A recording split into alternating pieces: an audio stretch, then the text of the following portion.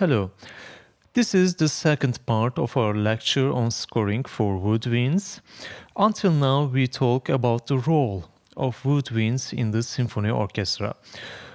They can play solo passages, either they can play entire melodies or melodic fragments or smaller melodic gestures. They can provide a harmonic background for a string foreground. They can provide a contrasting color, either by repeating or echoing a passage which was previously played by strings, or by playing part of a passage that is divided between strings and winds. Or they can double other instruments of the orchestra. We saw examples of each of these roles. We also talked about their melodic treatment, which was about doublings, about their harmonic treatment, which was about pedal and sustained accompaniments, and about homophonic writing. In homophonic writing, we saw four different kinds of voicing, of chord voicing. Each of them has some advantages and some disadvantages. For example, the first one, the juxtaposed or superimposed voicing. In this voicing, we can hear the colors of individual instruments very clearly because there is no unison doublings. In the second one, in the interlocked voicing, we can still hear the individual colors, but the result will be more mixed than the first one. In the third one, the enclosed version, in this case, the oboe will dominate because of this octave doubling. And in the last one, this is the most mixed one, the most mixed color, the overlapped version, the result will be very homogeneous because every tone, every chord tone is played by two different instruments. Also this one, C, is played by flute and by clarinet one octave lower. This is the most heterogeneous one, and this is the most homogeneous one.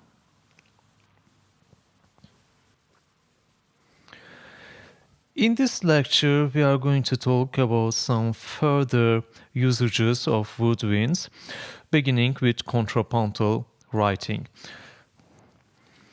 Contrapuntal writing works especially well in woodwinds because of the very different timbre characteristics of the individual instruments. This is an example by Mozart. You see here in the oboe, we have a melodic gesture, a melodic figure, a melodic gesture, and then it is repeated by bassoon, oboe, bassoon, and then again oboe, and then once again bassoon, etc. It continues until that point, and here flute and oboe doubled in octaves plays the same melodic gesture in octaves, and then bassoon alone, and it continues until the end of the excerpt. Let's listen to it.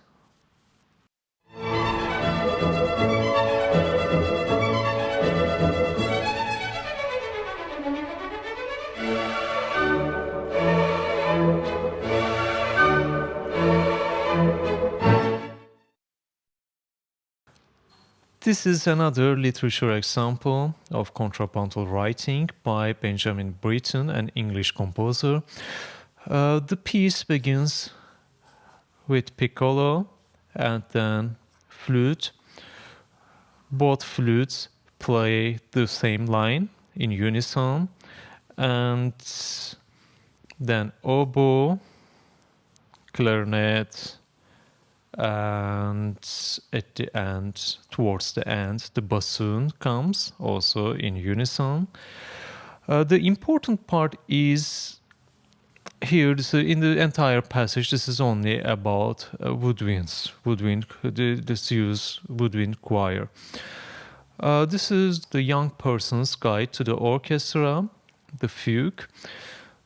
The important aspect of this instrument is that every instrument plays in its best register. Piccolo plays in its best register. There are some exceptions. For example, this register is not especially characteristic for the piccolo, but it is for a very short time. We have the same situation also in oboe. Oboe begins here in measure 20 and in its best register, but here in measure 35 you see this note. This is not a good register for oboe, but there are only 5 E flats in this register, 6, excuse me, and then the oboe returns back to its normal register. This is the typical oboe register. And clarinet has probably the widest range in these instruments. It can play from here to approximately here and preserve its own characteristic. In contrapuntal writing, it is especially important, especially common technique, to use different articulation for each of the instruments in order to make the individual lines more individual. You see here tenuto for piccolo, and then flute and oboe has the same articulation, some slurred gestures, but they don't play at the same time. Clarinet and bassoon play also with the same articulation, but they don't play them at the same time. And in this measure, for example, every instrument has its own articulation. Bassoon plays a small gesture. In the clarinet, there are some staccatissimo tones, and the flute plays the similar gesture with the bassoon, but not at the same time, and in the reverse direction, the inversion of the figure. And in the piccolo, we have tenuto notes. Also, in this measure, you see different kinds of articulations. This is especially important when writing a contrapuntal passage. This is also true for strings and for other instruments. This is not a rule, of course. We can also see similar articulations. For example, here, piccolo and flute and oboe and clarinet plays the same articulation. It depends on what the composer intends, what he wants to make, what he wants to achieve, what kind of sound, what kind of texture. Let's listen to it.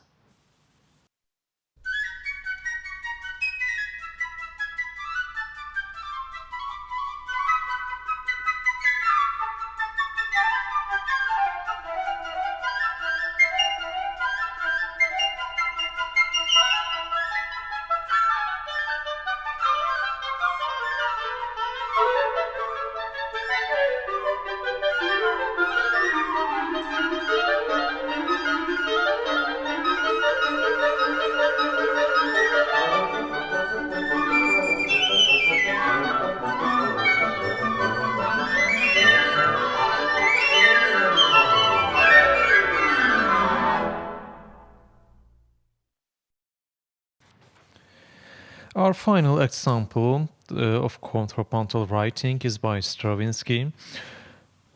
Before we start, I'd like to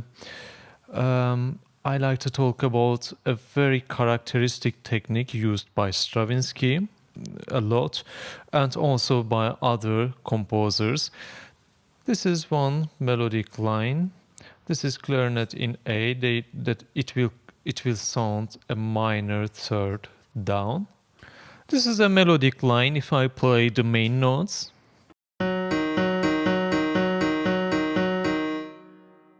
And it is embellished with grace notes.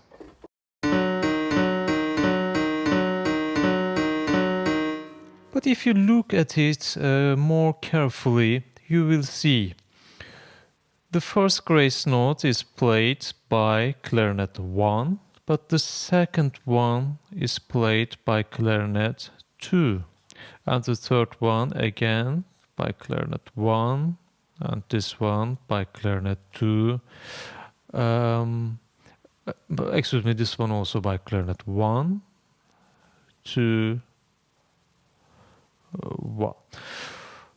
If this figure would be played by the same player entirely, let's say entirely by the first player, by the first clarinet, it would be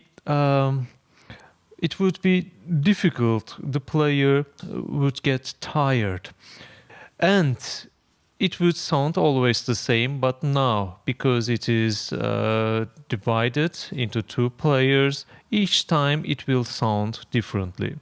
We see also the same technique here. Two clarinets, two bass clarinets in B flat. The second one plays this, and the first one repeats it. And once again, the second one, first one. They play the figure alternately. And on the following pages, you will see many different kinds of rhythmic structures, sixteens, triplets, and sextuplets, sustained tones, and also here different melodic lines. This is one melodic line, another melodic line, some accompaniment figurations here, sustained tones, etc., trills, sextuplets, tentuplets. And here also the string instruments join to the texture. So let's listen to it.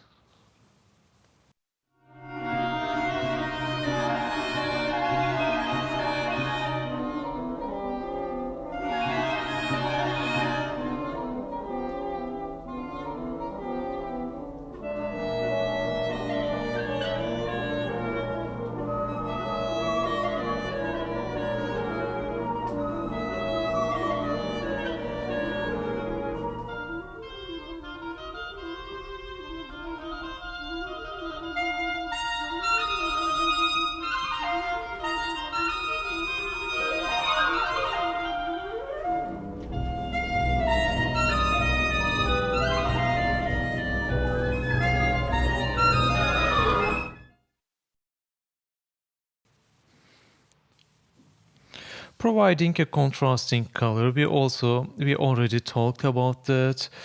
And now I'm going to give a couple of examples. Here, this is an example by Brahms from the Second Symphony. And we have a melodic figure, a melodic line in the strings, in the violoncello and viola. And then we have a chordal texture in the wind instruments. Before we talk about, this is a simple structure actually. We have wind instruments, woodwinds dominates, and also horn. And then the chord is taken by string instruments. And at the end, we hear both sections at the same time.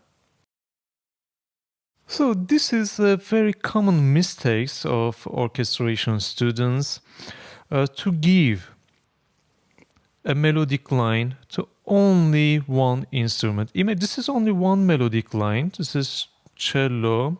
The melodic line begins in cello. And at that point, it is taken over by viola.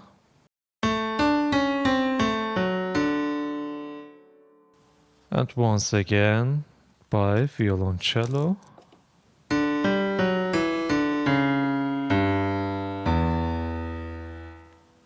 Technically, Brahms didn't have to split the melodic line between two instruments. Only one cello, only the cello section could have played the entire melodic line. But it is first more difficult, and second, it is in this way it is more interesting to giving an additional color here, a viola color. It is a slight difference, of course. The line will be easier to play, the line will be more colorful through this change here. We are going to see many examples of this kind in the literature. Let's listen to it.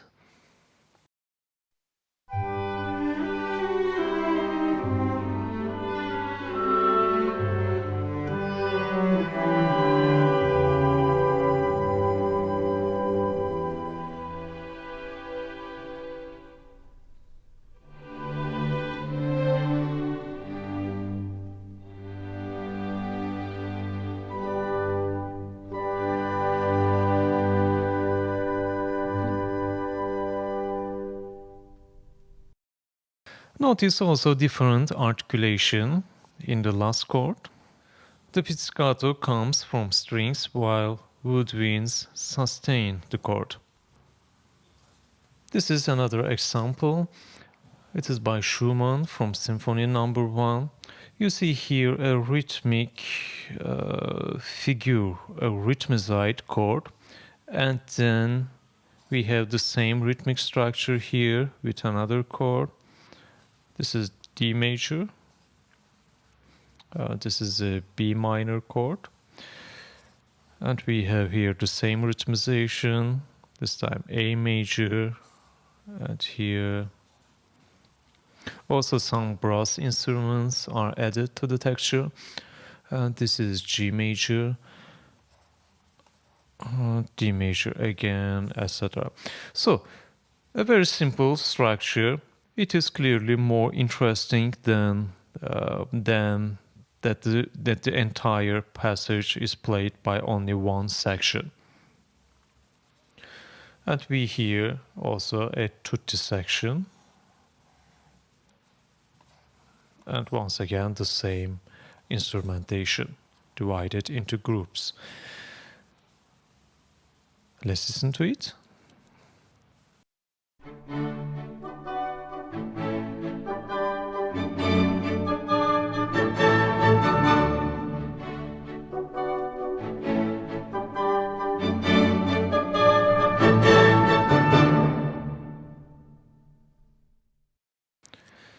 The final example is by Beethoven.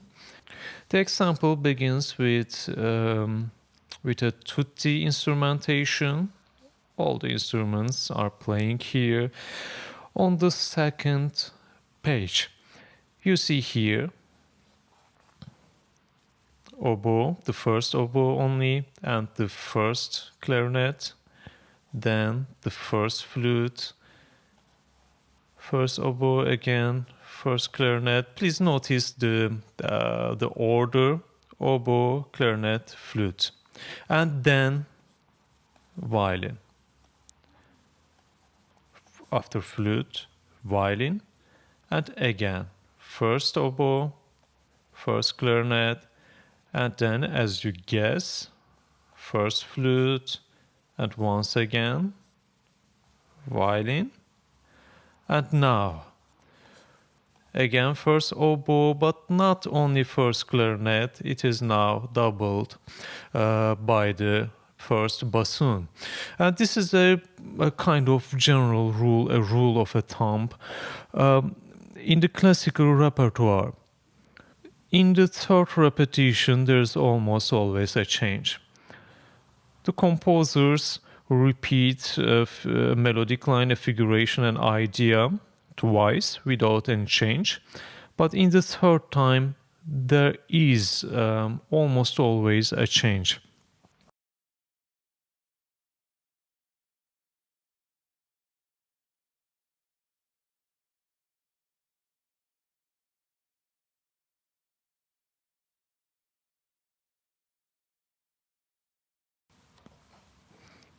Let's listen to it.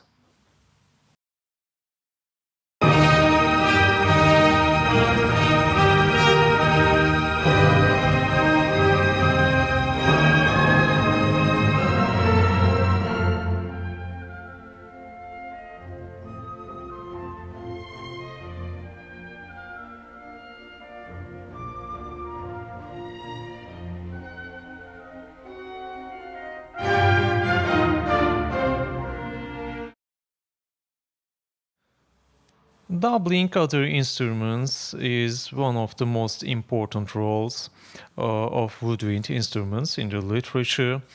We saw doublings between individual woodwind instruments, between flute and oboe, between oboe and clarinet, and so forth. And here we are going to see some examples of doubling between strings and woodwind instruments. Here, first flute doubles the violin at unison during the entire passage long. And here you see two flutes because the second violin came in. The result is a mixed and a little uncharacteristic sound. If only one flute would play the passage, then we would hear the color of the flute very clearly. If only the violin would play the passage, then we would hear the color of violin string color clearly. But if we mix them, then this is the line is it is very difficult to describe, but the line loses its sharpness. It will become smoother, it will become flatter. As always, it depends on the composer's intention. Let's listen to the passage.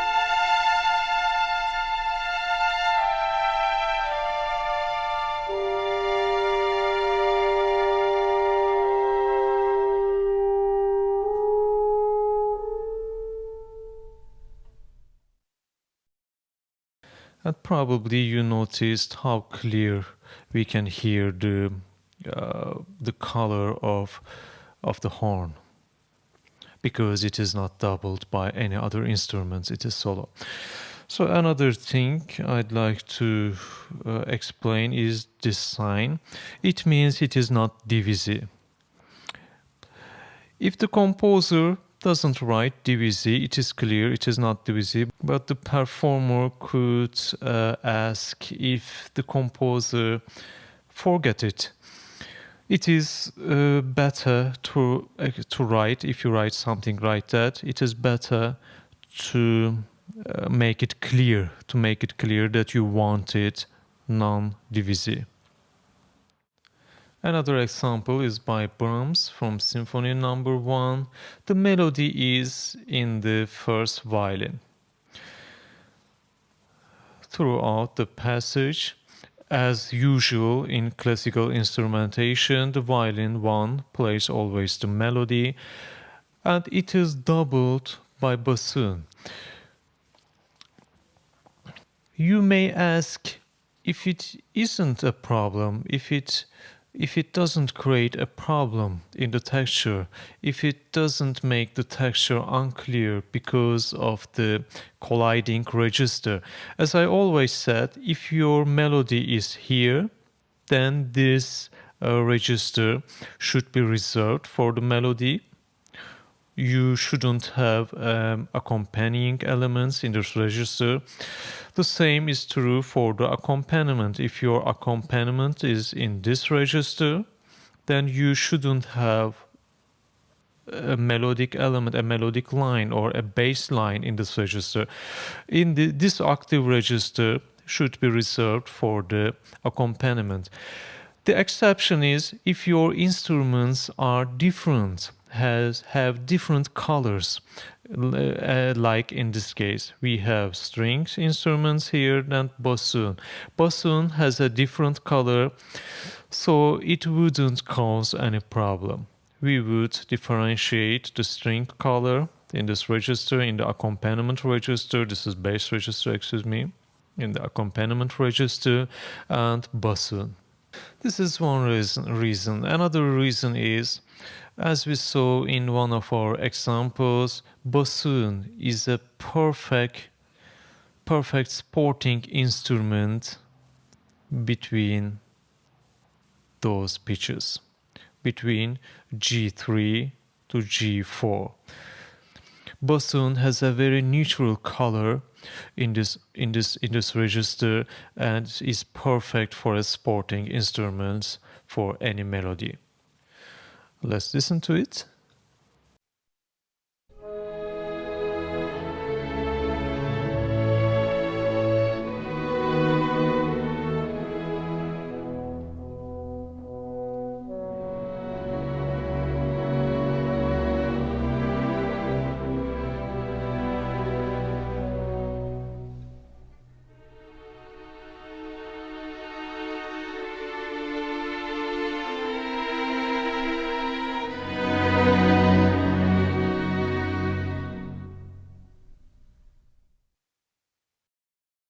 And probably you noticed,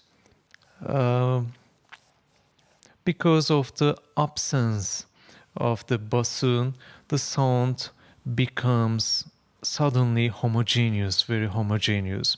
Here this additional color until that point, and here, which also creates a contrast, a very nice contrast. Another example is by Dvorak.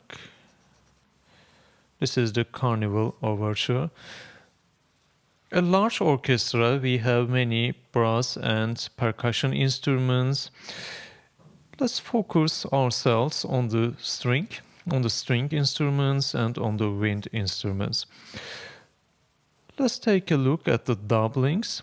We will see in the texture that both violins play the same melodic line until that point. So here the same melodic line is played by flutes. How many flutes? It is not indicated. It has to be indicated actually, but I think this is measure 25. It was indicated in one of the previous measures. I assume because it is a tutti passage, it is a due. We call it a due. It is in two. Two instruments play the same line.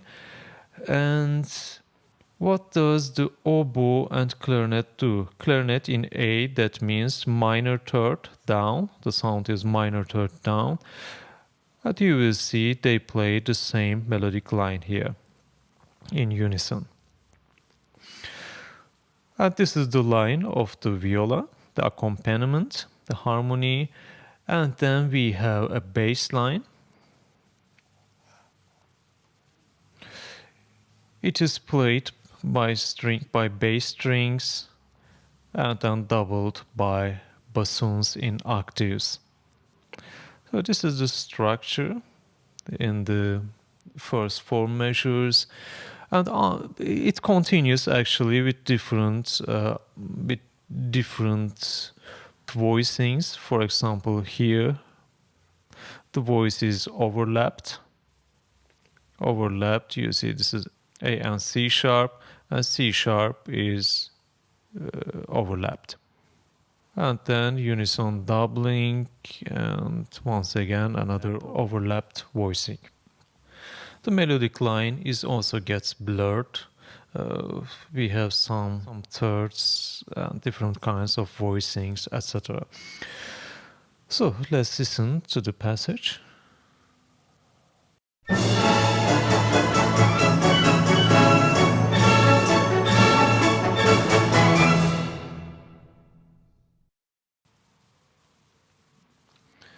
Another example is by Tchaikovsky from Symphony Number 6. That we see here, we have also a large orchestra from here. So this part is brass instruments and timpani at the bottom.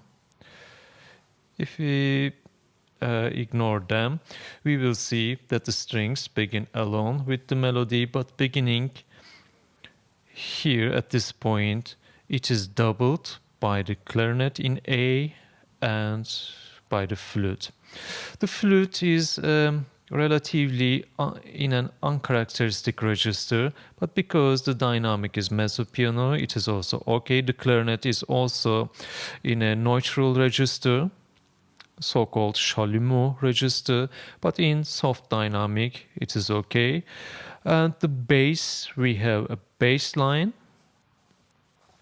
It is doubled by trombone.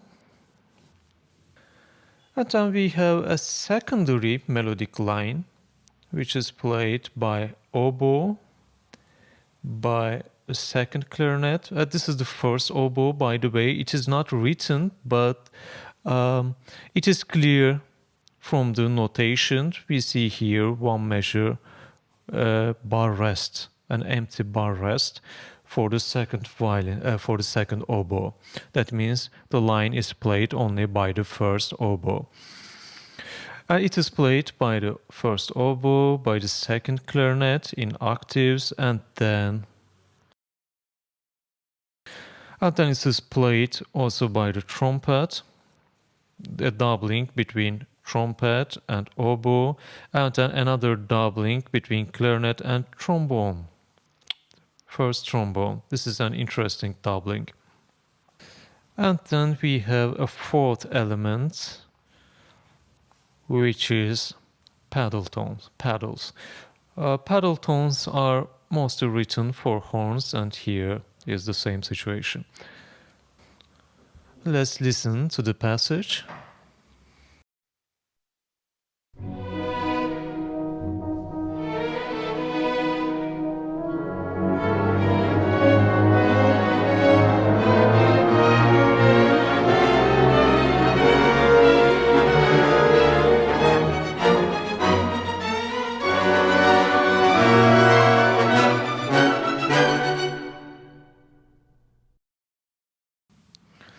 An interesting aspect of music, of orchestration, is at the beginning in a soft dynamic we have many different kinds of doublings and more elements, more musical elements.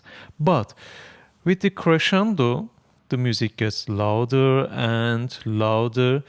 Here at the climax we have many doublings and a clearer structure, a clearer texture. We have the melody in the strings. All three string sections, violin 1, violin 2, and viola, are playing the melody line. And then we have bass in the strings. We have no harmony here. Harmony is entirely in the brass instruments. So, and here the bass line is supported only by the second bassoon, also between trombone, third trombone, and tuba, which are also typical bass instruments of the brass section. We are going to talk about them in our coming lectures.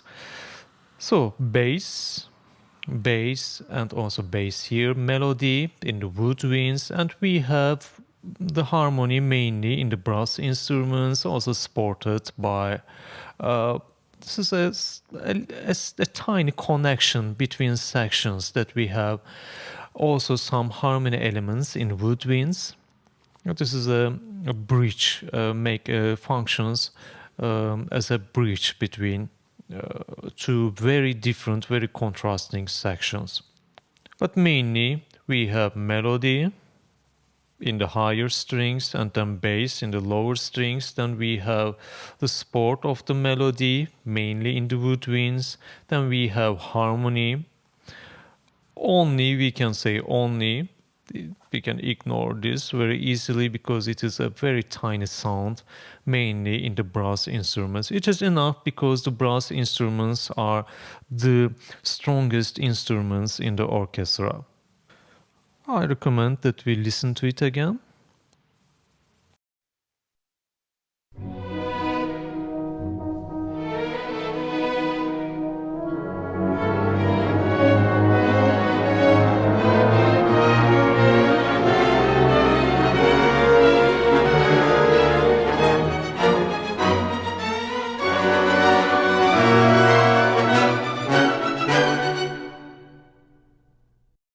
The change of the musical character is very interesting in my opinion. Another example is by Copland, an American composer, Appalachian Spring. The instrumentation is very homogeneous.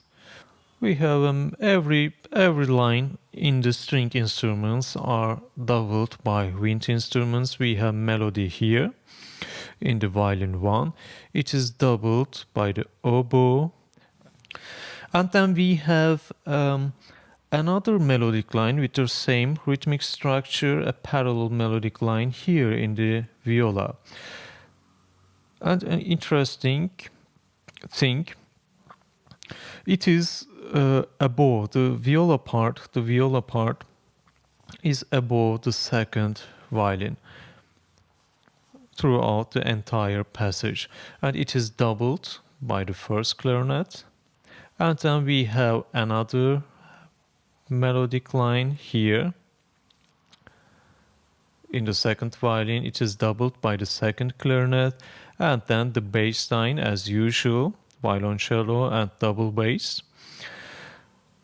It is doubled by bassoons.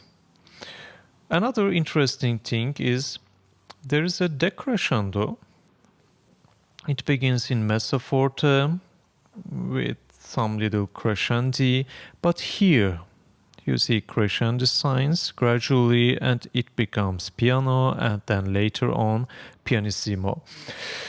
And if you look at the sport of the melody, doubling, the oboe plays first in mezzo forte dynamic. This register is a very strong register for the oboe, and it is sharp. It will sound sharp and strong. It is very difficult to play soft and to play piano in this register, and because Aaron Copland wants to make a diminuendo, wants to decrease the dynamic, he changes to the flute, and this is exactly the opposite effect in the flute in this register. It is very soft. It is impossible to play forte in this register. This is not exactly, but a kind of mechanical decrescendo.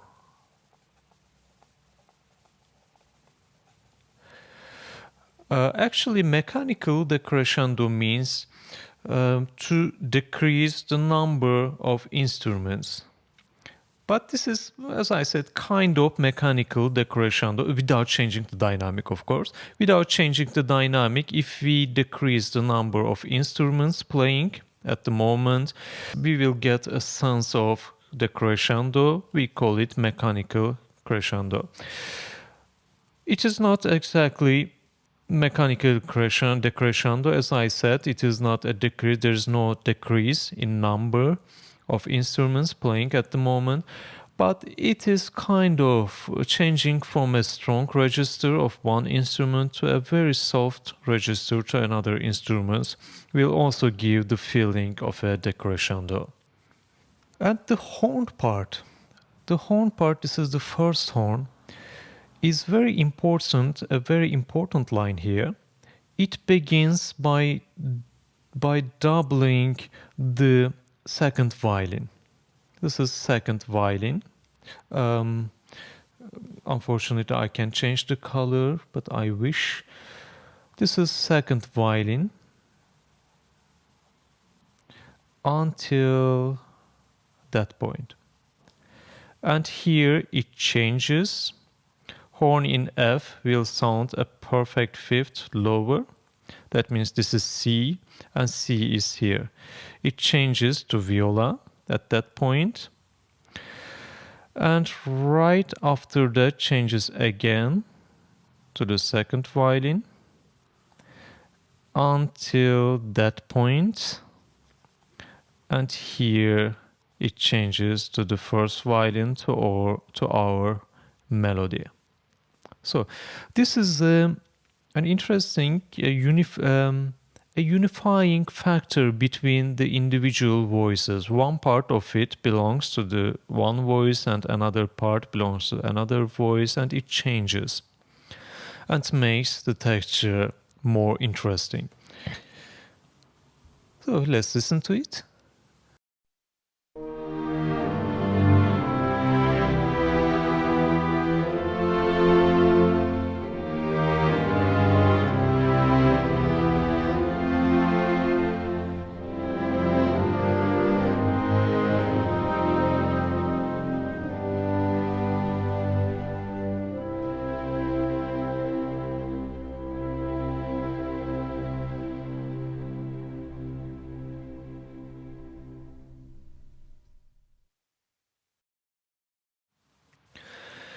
Articulation in woodwinds is a very simple thing actually. There are basically two kinds of articulation. Either it is slurred or it is tongued. The tonguing will be single, double, triple. We have of course staccato and marcato or slurred staccato articulations, but basically we have only two kinds of articulations. In string instrument, we have a much wider spectrum of possibilities to create different kind of sounds, but in wind instruments in general, also in brass instruments, we are limited. But still, some composers found ways of creating different kinds of sound by combining different articulations. For example, here we have flute and oboe, a single melodic line, doubled, played by two instruments with different articulations. You see, in flute we have a longer note value, but in oboe it is a shorter value repeated. Also here the same situation, and also here. We have a particular articulation in flute, a longer note duration, but we have different articulations in the oboe also with a different rhythmization. The passage was taken from Debussy's La Mer. It is a very interesting passage and very characteristic passage for impressionistic music. We see a bass line.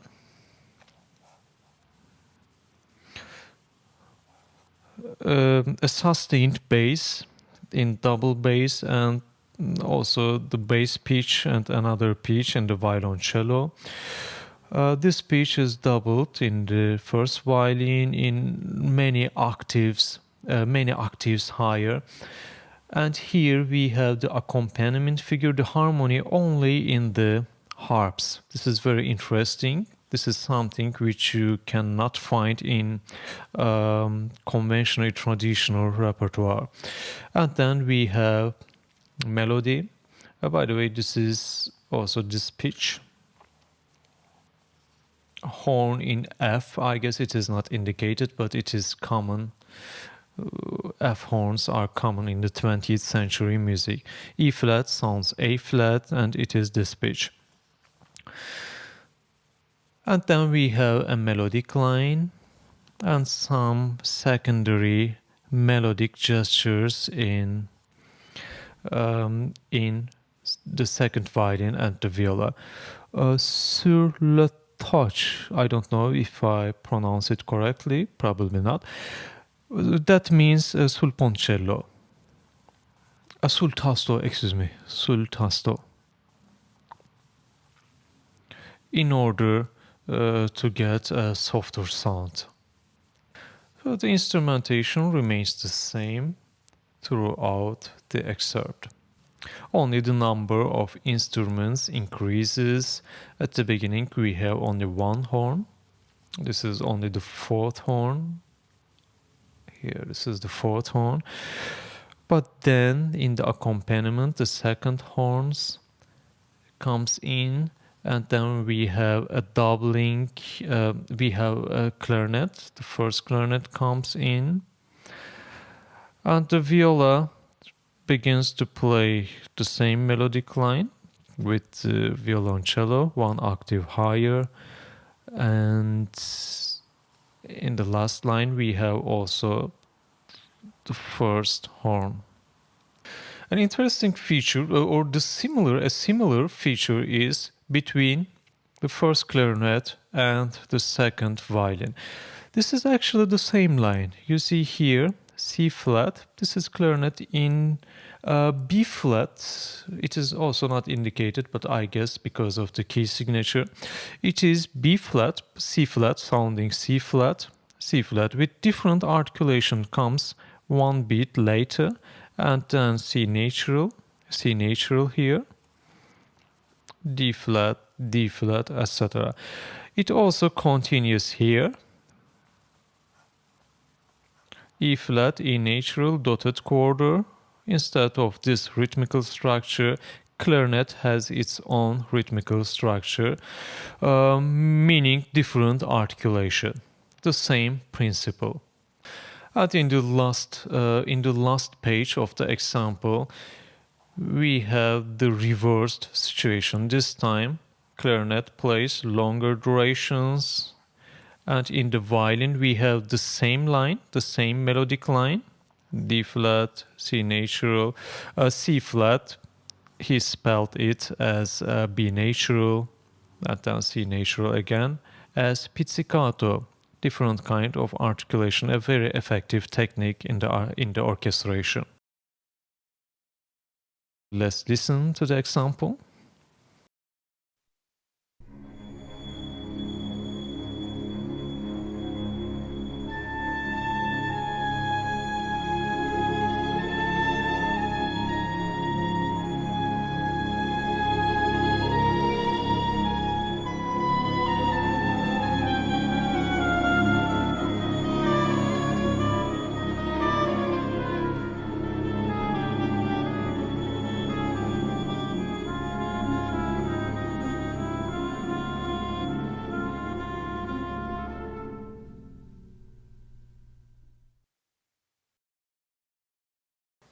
Another example, it is by Stravinsky from Symphony of Psalms.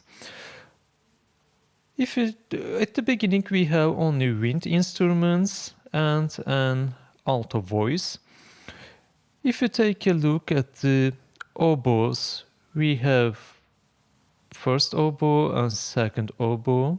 Third oboe, there are 4 oboes, and fourth oboe. First and third oboe play the same line with the same in the same articulation, but if we compare the second oboe with the fourth one, we will see this is the same line, exactly the same line, but with different articulation. Staccato throughout in the second oboe, but in the fourth oboe, it is not staccato, it is non-legato, it is détaché, and it is slurred, it is legato. Some notes are legato, only at the beginning it is détaché, but then it is legato. English horn has an individual line, it is legato, but if we compare the first bassoon with the second and third bassoon, and it is another example of this technique, especially in the legato, it is impossible, I would say it is impossible for one player to play the entire phrase. In staccato, it could be acceptable. He could or she could breathe somewhere, for example, here, without there, because it is not legato, it wouldn't be a problem to interrupt the line. But here, if it should be played legato, then it is not possible. He or she has to breathe somewhere. So this is a very effective and very common technique. The bassoon 2 plays this line, only this line, and here the bassoon 3 takes over the line. And again, they play the line, a single line, alternately. And this is the same line, staccato and legato. Staccato and legato. Once again, pulsating unisons, what we call pulsating unisons. Let's listen to the example.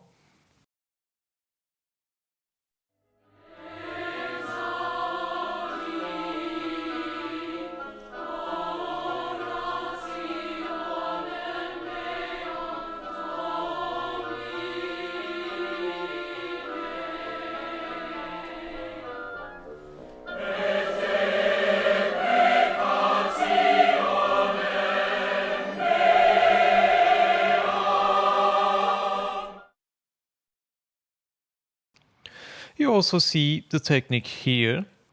The oboe has a line, a melodic line, and then it is doubled by English horn. English horn doesn't have an individual line anymore. It doubles. English horn is an F instrument. That means it sounds perfect fifth lower like horns, like F horns, of course. And the same line in the third and fourth oboe, this time staccato, legato and staccato. Bassoon line is the same, the legato here and staccato here.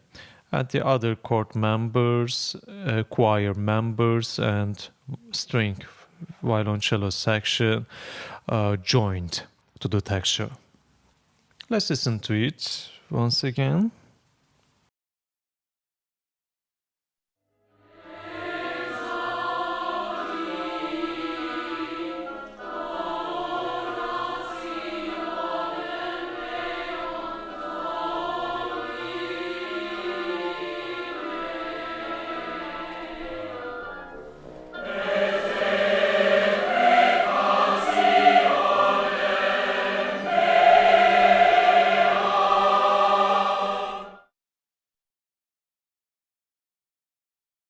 As I already said, woodwinds are not especially rich in special effects or in playing techniques in general, but still we have some interesting, we can use some interesting effect. This is an example of microtonal. I don't know if it is a special effect actually. The notation is also not especially ideal. R, and here an explanation, R means a quarter tone lower.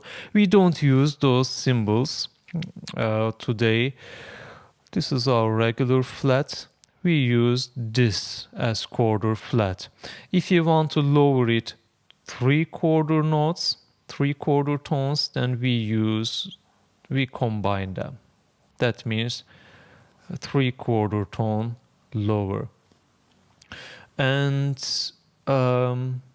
for sharps, this is our regular sharps. If we use only one line, that means 1/4 tone higher.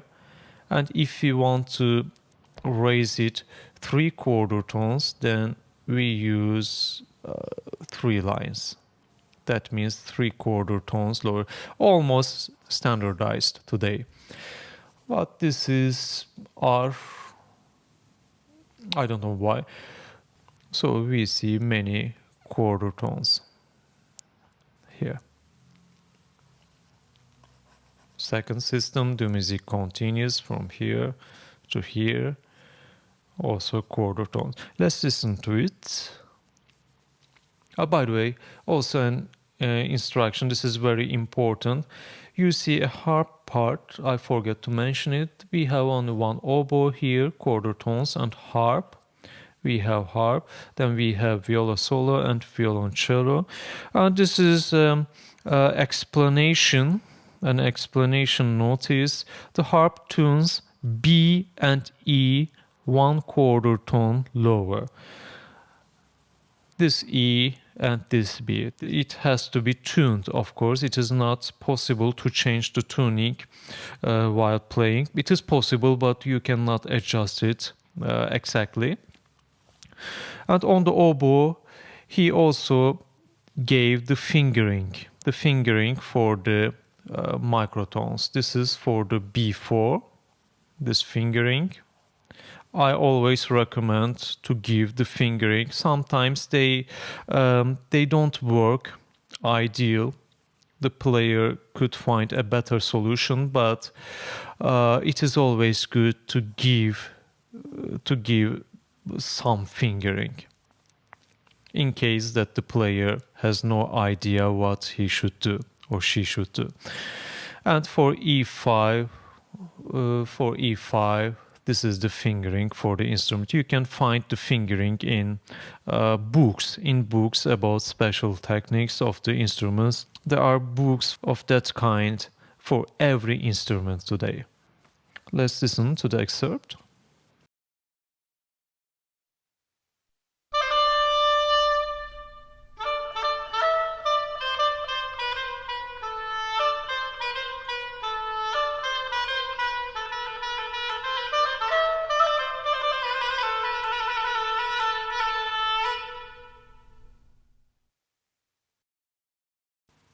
That's another example by Penderecki. We are already familiar with this symbol. That means the highest possible pitch. We saw it in string instruments. This is the same. And then trill, 3 oboe. That means the first oboe plays this. But trill, probably there are some explanations on the explanation page. But if you write D flat, as in this case, if you write D flat and write trill, I don't know exactly. Actually, I would play E natural. I should play E natural if nothing else is given. If you want this trill to be E flat, then you should write E flat here.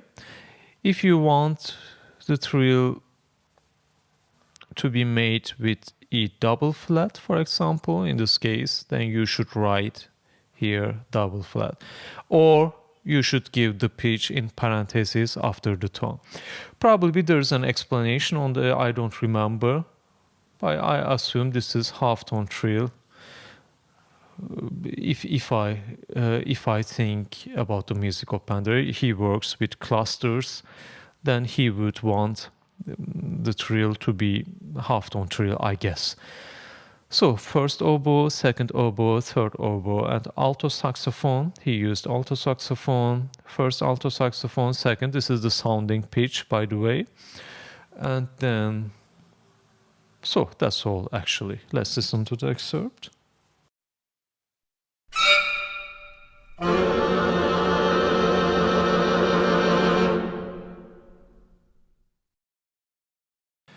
And a final example by Marek Stakowski. I don't know him. The technique is that the wind players remove the mouthpieces of the instrument and blow through the instrument. Let's listen to the excerpt.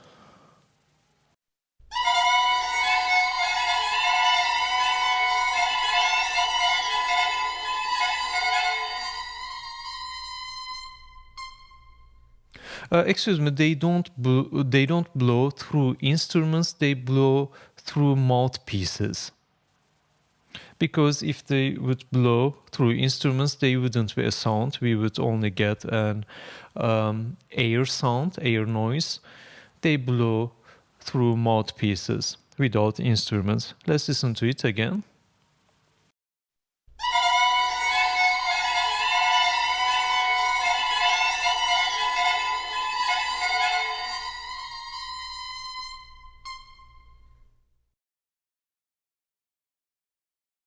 And the last topic for this lesson is transcribing from piano to woodwinds and strings. As you know, this is one of our main topics, main assignments to make an orchestral version of a piano piece, of a piano score. And we are going to see two examples. The first one is a very famous piano sonata movement alla turca. I'm sure you all know this piece. I have two recordings. The first one is by Daniel Barenboim, and the second one is another very famous pianist, Claudio Arrau. The reason why I will play it twice is the following. This symbol. This is a grace note with slash, and it is very controversial how to play it, and you are going to see two different interpretations. Daniel Barenboim plays it like a 16th note. This is Daniel Barenboim's version, but Claudio Arrau plays it really like a slashed grace note. And this is Claudio Arrau's version. Let's listen to the first one. Focus on these grace notes.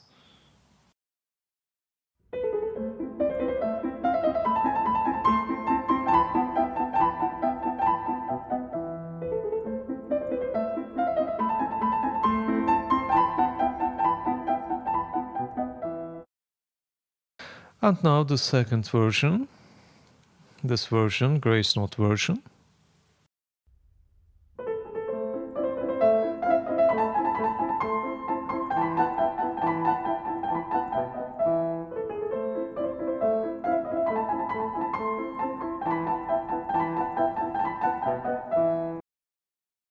With this notation, we don't have any problems. This is standard, or every pianist would play it as grace note as fast as possible. But this is a very problematical notation.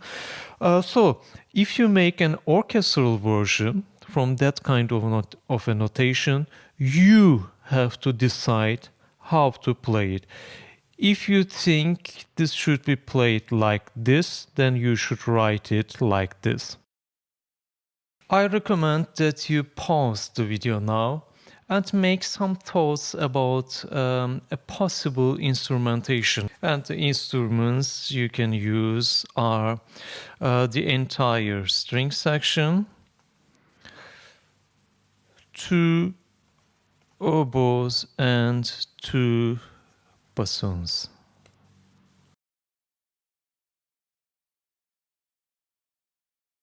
And this is an example, a possible instrumentation, and a very good one in my opinion.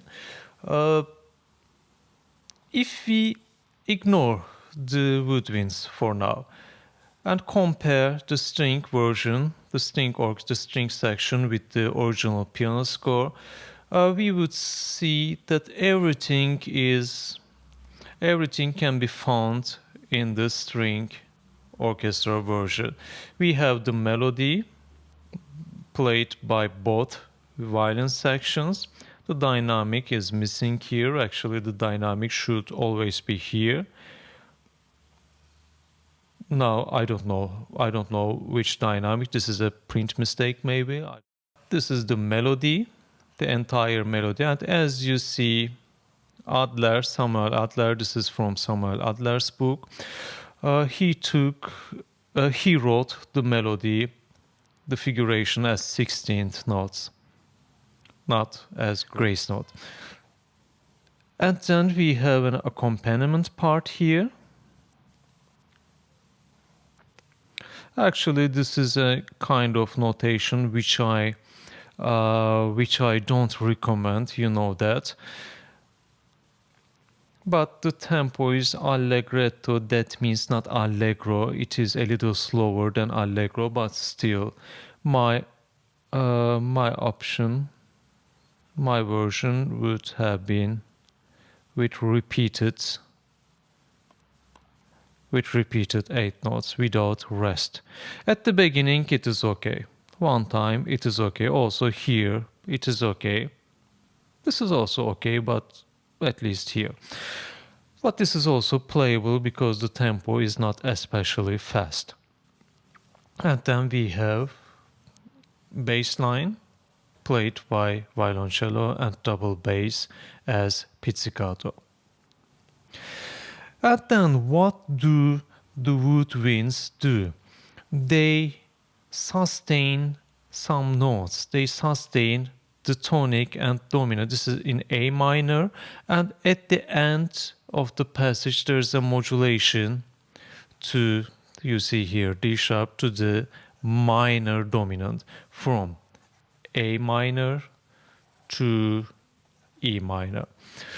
This is very common to modulate to minor dominant, not major, to minor dominant in minor keys. And they sustain, this is kind of pedal effect.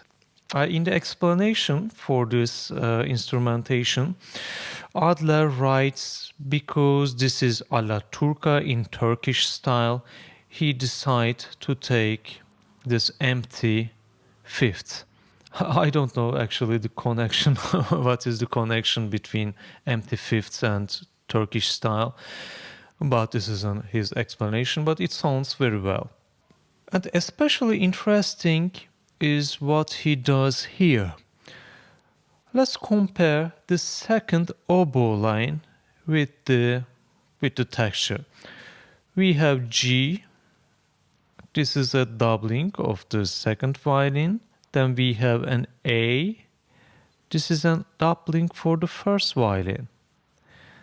Then we have G again, but this is also a doubling for the first of the first violin.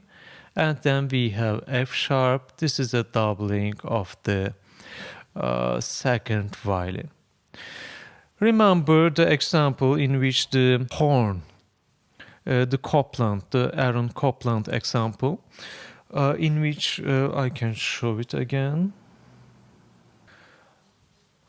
This example. In this example, the horn, F horn part, it doubles the second violin, then it changes here to the viola, briefly, then again to the second violin, and then to the first violin.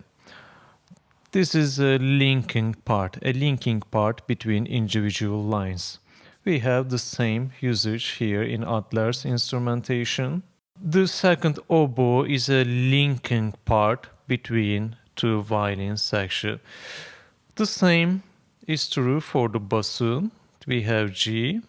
This is a doubling of the second violin F sharp, I clear the picture, G, second violin, 2 octaves lower, here, the G is here, and then F sharp, which is also a doubling of the second violin, and then we have E, which is also a doubling of the second violin, but here, briefly, the second bassoon doubles the first violin. And then again, he switches to the second violin. So this is a very effective, very common technique in the instrumentation. We have one line, one melodic line, and then we have another melodic line, and we write a third line. In this case, for example, second oboe, he takes one part from here, another part from here, also a third part from here, another from here, and creates an individual melodic line. Our aim is to do the maximum with a few material. And this is a very good example of that technique. Let's listen to the orchestral version.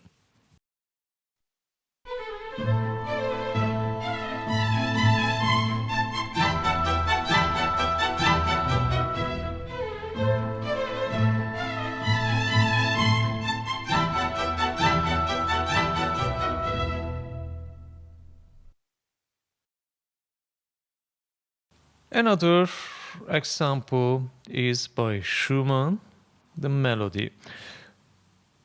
Let's listen to the excerpt.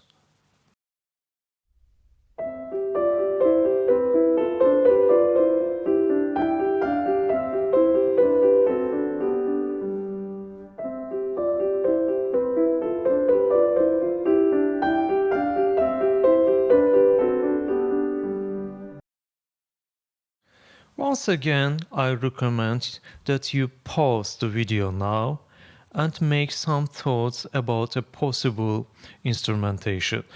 You have 2 flutes, 2 oboes, 2 clarinets in B flats, this is the most common one, and 2 bassoons, a traditional woodwind section.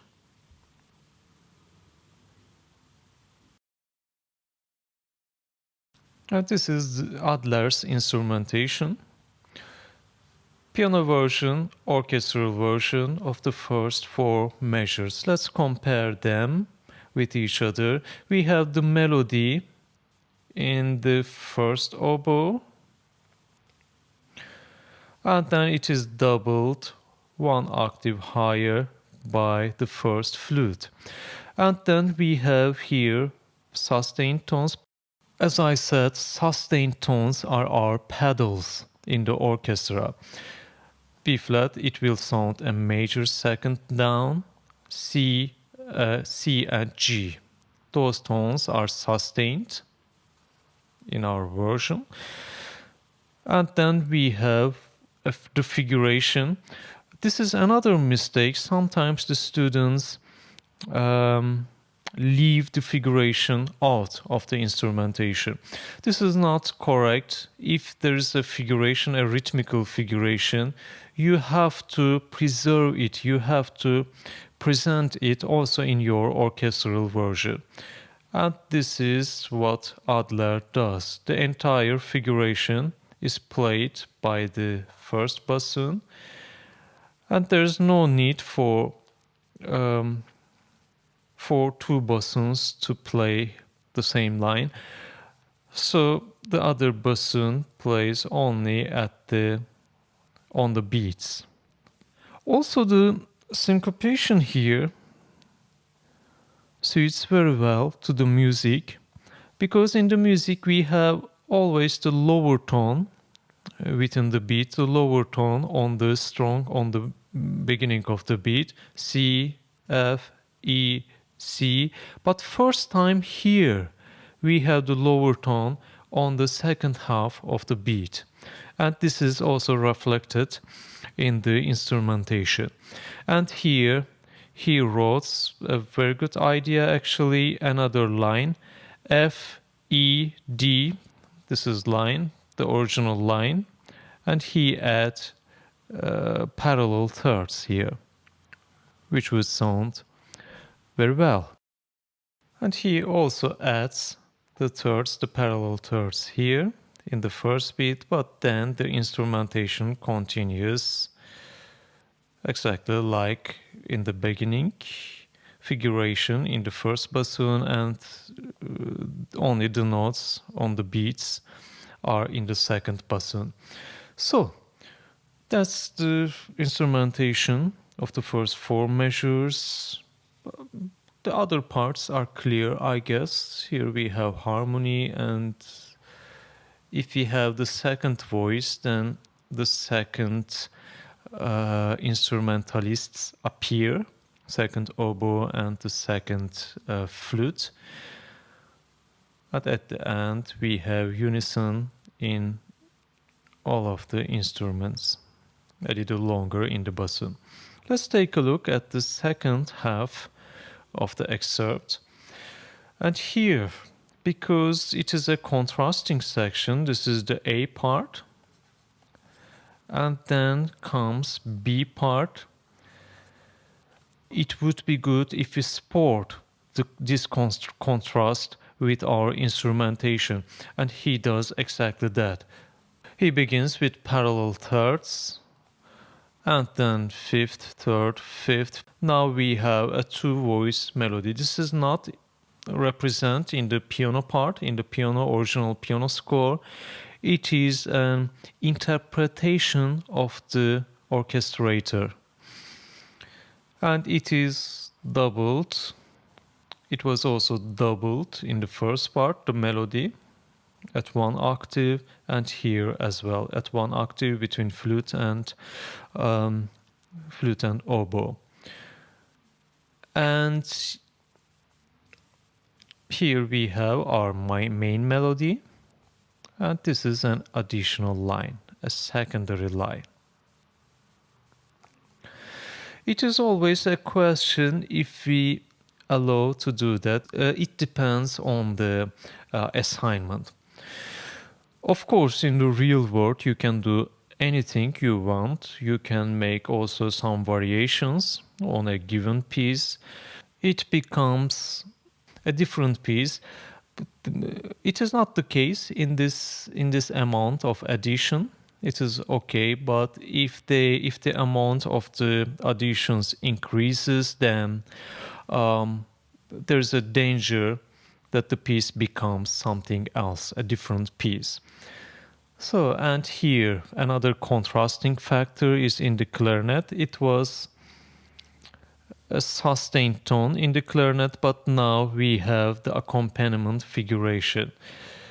Where do we have the sustained tones? Here in the bassoons. How many bassoons? We don't know. Actually, we should know, but we don't know. I assume this is only one bassoon. Maybe a due. I don't know. If the arranger or orchestrator doesn't write it, then we cannot know it. So this is a possible instrumentation. The important part is that every instrument plays in its best register, and then we reflect also the formal contrast, the contrast between formal sections also in our instrumentation. Let's listen to this version.